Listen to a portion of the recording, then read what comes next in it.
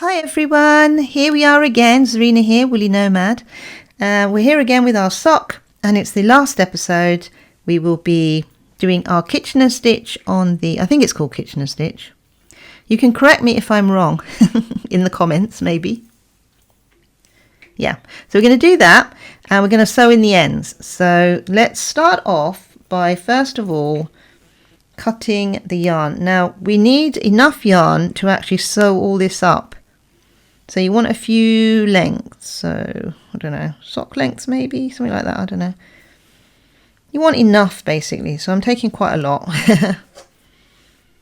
You don't want to run out because then you get a kind of a, when you add in more yarn it goes kind of funny really, I suppose. So we've got our darning needle. Now I would prefer a less pointy end, but it's the one I have on me at the minute, so I'll just have to go with it. Right, so what we do is, for Kitchener stitching, I think it's called Kitchener stitching. If it's not, yeah. Maybe I'll write something here if it's not called that. Yeah. It's the closing of the sock stitch. So what we do is we take our needles, yeah, because we're not sort of casting off with the needles, we're casting off with the darning needle. So we take our needles like so, and you have to have an equal number on either side. So I've got 16 on both needles. And that's all I need really. If I've got 17, it's going to go funny at the end or in the middle somewhere. So you kind of got to make sure when you're decreasing that you're not, that you're decreasing properly, and that you're not got extra stitches basically. Okay, right. So what we're going to do first is let's make sure we're in the middle. Right. So the yarn is coming from the back. So I mean this is kind of how I do it loosely, and there might be a better technique. So I'm not going to say there isn't. So you pick up like this, the first stitch, and then you go into the back.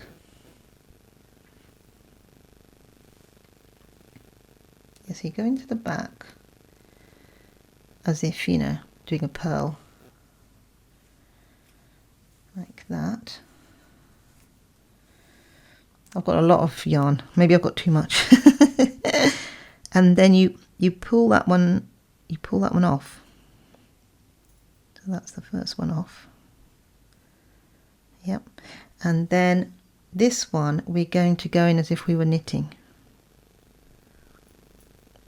Yeah. So the same needle.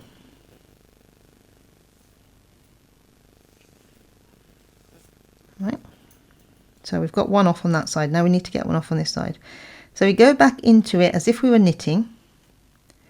And then we go into the next stitch as if we were purling. And this is kind of what makes it's kind of going to be an invisible edge, hopefully. Right. Now we're going to go back into that top stitch as if we were purling. And the second stitch we go into as if we were knitting. I'm not sure you see results yet. You'll see them in a couple of minutes. Hope you can see that. Right, so now we're on this side, and we go in to the first stitch as if we were knitting, and then we go into the next stitch as if we were purling. Oops. And we pull.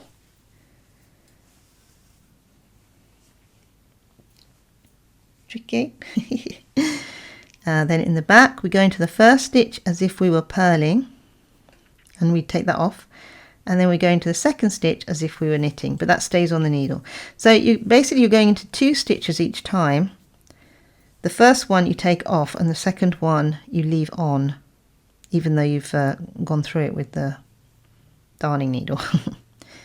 So we're going into this stitch as if we were purling, as if we were knitting. I'm doing it the wrong way around now. And then we're going to go into this stitch as if we were purling. Right, I think you're getting the gist of it now, hopefully.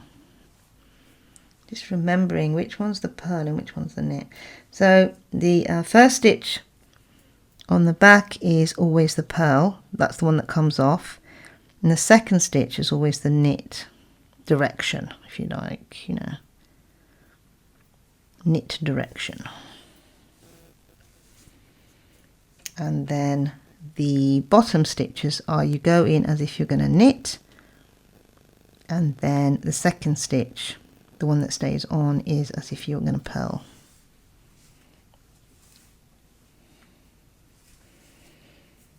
Oops, oh dear. There we go.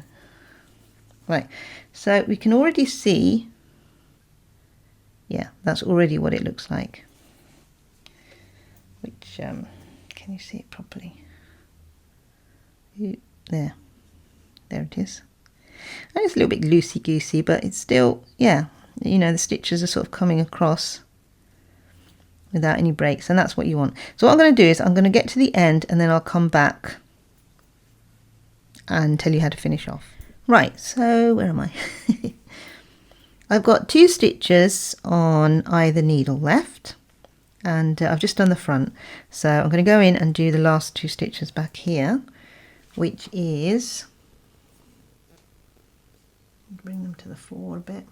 So you go in, can you see? Right, you go in as if to purl, and then that comes off, and the last one is as if to knit. Yeah, I've got way too much yarn here.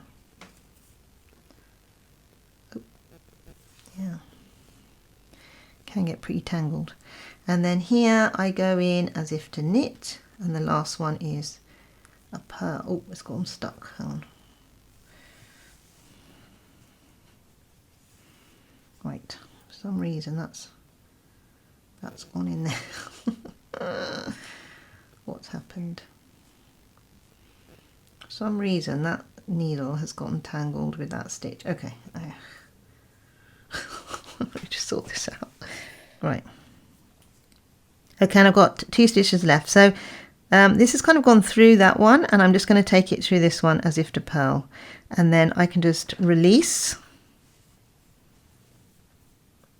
and just make sure I've got that stitch. Yeah, there we go. Right, and then what I do is I take it back through the hole. So that was the last stitch there. Yep. And I'm going to go into the hole where that stitch came out, or well, sort of there, in through the stitch really, and then pull it through from the bottom like so. And hopefully we'll pull it all in nicely. There it is. Yeah, so there's this Kitchener stitch. I think it's called Kitchener stitch. I'm still not sure. Yeah, that's kind of good. Any wonkiness will get evened out when it gets washed and blocked, which will be fine. Right, so now we're going to sew in the other ends now. I'm going to show you how to do that. So that's all nice and done, and let's have a look. Yeah, see, nice heel that will fit a heely foot. There's no right terminology here. Right, so that's the afterthought heel, pretty much done actually. Yeah, awesome. Right, let's move on to this bit. Let's move on to this and sorting this out so it's nice and neat. Okay, so first of all, what I like to do is, now I'm going to try and hold it so I can see it. Yeah. So first thing to do is, now I know I actually knitted the stitch, but I'm going to take that out a second. Where are we?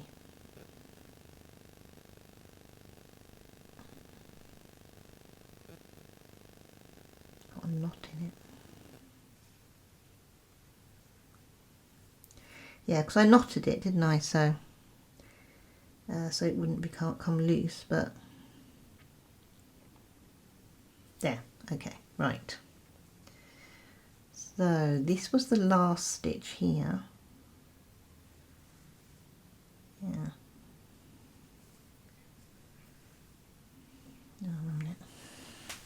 Right, so yeah, so I undid that last stitch. So you've got 2 stitches obviously on the darning needle here, because we were casting off.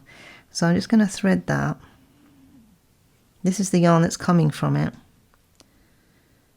I'm going to see if this works actually. I'm going to thread it through, like so, and then I'm going to pick up. Now, can you see? So you see this row here, the top of the row. We're picking up both parts of that stitch, and we're taking the darning needle in. And you don't pull it too tight, and then you're going back underneath the stitch, the stitches that were cast off. Yeah, and that creates, as you can see, quite a nice edge. And then we can pop our needle back in, like so, and then we can weave it in through here. Right, so let's have a look. Let's put it this way round, I think. Where are we? Right, and the thing to do with weaving it in is, yeah, it's not very clear, is it? But you want to follow one of the stitches, basically.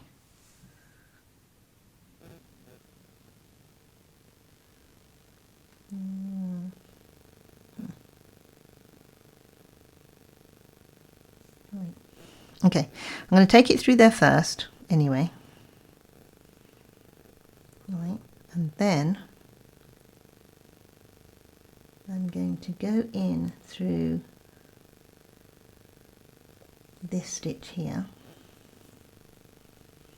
Yeah, when you're weaving in, you're just trying to follow the pathway of the stitch so it's not noticeable, really. So I'm going to go in here, and then, so I'm in here. I'm going to go up here. Oh, yeah, so I'm coming down here, going into that stitch. So I'm kind of just following the path of the stitch, if you like.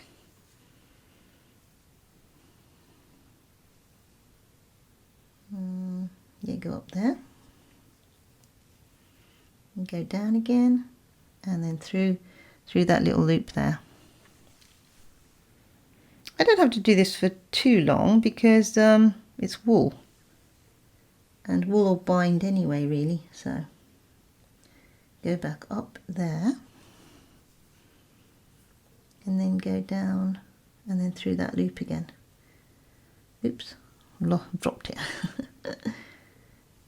Yeah, so it's good to have a big old hole for the darning needle. Okay, I think that's enough, and I can cut that there. And that will, when you wash it, that'll fuse anyway, so there we go. It's not that noticeable that that's the edge. I mean the raw bit that we had to join, so it's not that noticeable, so that's quite nice, yeah. So that's that one done, and now let's find out what we need to weave in on the inside of the sock, because the outside of the sock there's nothing really to do. I haven't really got any holes either, although I think I did drop a stitch somewhere, but I can't see it anywhere. If I can see it, then I'll show you how to repair it. I thought I did. Actually, maybe I repaired it, actually. Yeah, I should not have repaired it, then I could have repaired it now. Anyway, you turn your sock inside out, and you've got, for instance, yeah, you've got this that needs to be woven in. So let's do that. Right, yeah, so that needs to be woven in, and you're going to do pretty much the same thing you did for the top, except that the stitches are slightly differently aligned, of course, here than the top. So you just pick something that you want to follow. So I'm going to go into there first, and then I'm going to follow the green stitches. sometimes it's better to put your finger underneath so you know what you're doing, because they're kind of tiny stitches, so finding out which one. Yeah, so I'm going to follow this green, so that's going in there, and then that's going down to the pink. Don't know if you can see very well. There it is. Oh, it's come out. Right, let's put it back in. Right. Tricky. And then we're going to follow it round, so that goes up into that pink,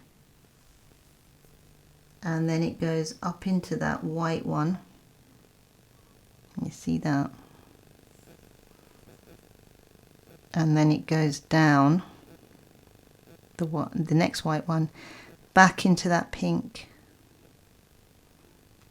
Oop, where is it?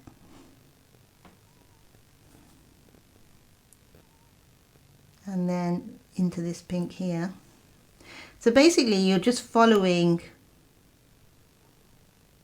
the stitch direction. You're following the stitch and you're making sure that it goes in the direction of the stitch. So you see it becomes kind of invisible. There it is. You know it's there because you just done it. So that's what I do with that one. And the same here I would do with the end one as well. I just weave that in, and with this one. So I'm just going to go ahead and weave those in now, and then the sock will be finished. I hope that's made it clear. We've got no holes at the edges either. Let me just have a check, see if we've got holes at the heel edges. Sometimes it's just because the stitch is loose, and then all you do is you pull the stitch to a little bit. So we haven't really got any holes here, and we haven't got any holes here. Yep, there it is. So we're okay. That's probably because I picked up 2 extra stitches. But that's all right, doesn't matter. And if you feel that that's a hole I don't like, then you can just pull those stitches a little bit tighter. So it'd be these ones here. So you just pull them tighter, and you just have to pull on the thread, if you like. Pull on the thread of that. Oh, it's that one there. Yeah. Pull on that thread, and then that will make it tighter. You see? So it's got a bit less tighter here now. So you just keep on pulling it a little bit until, oh actually, where's it gone? There it is. Until you're happy with how it looks. Yeah, so that might need pulling a little bit more. As you pull it, you see, you don't have to pull it too tight. But what you do is you pull it enough to tighten it up at that edge. There it is. There. And then it's not noticeable if it's a little bit, yeah, see? That now is not noticeable as a loose stitch or anything like that, but that's tightened that bit up a little bit. Yeah, so it's quite easy to do that. Pull your sock about a bit. The stitches, that is. Right, so I'm going to finish that off, and then that sock will be done. And this is the last episode of the easy sock knitting, but in the next episode I will be doing the second sock, and hopefully it will be a one-parter, in that it will be the whole sock done in one in the video. So if you don't want to go back and look at any of these individual bits, which you can go and look at, so I think it's handy to have information about how to do the individual parts, but if you want to just have the whole sock in one place, that's going to be in the next video. So that's going to be called Second Sock Syndrome Knot. Okay, anyway, something like that, some catchy title to reel you in. Yeah, right, I hope you enjoyed that. I certainly did, and I'm hoping to soon wear these socks, and then we'll have some footage of me out and about in them. Anyway, happy knitting everyone.